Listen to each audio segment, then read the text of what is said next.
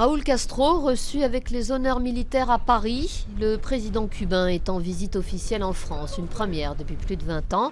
À son agenda, une rencontre avec François Hollande avec la signature d'une douzaine d'accords. L'objectif est de concrétiser le rapprochement entre la France et Cuba, rapprochement initié lors de la visite de François Hollande à Cuba en mai dernier. L'avenir de la Syrie se joue à Genève, où des pourparlers entre l'opposition et le régime de Bachar el-Assad doivent avoir lieu sous l'égide de l'ONU. Mais les opposants, qui ont finalement accepté de se rendre en Suisse, posent leurs conditions. Arrêt des bombardements, levée de l'état de siège et libération des prisonniers. L'ONU, quant à elle, refuse d'amnistier les auteurs des crimes de guerre commis en Syrie, ravagée par les atrocités depuis 5 ans. Et les nouveaux 3 étoiles au Michelin sont Alain Ducasse au Plaza Athénée, Christian Lesquer à l'hôtel Georges V.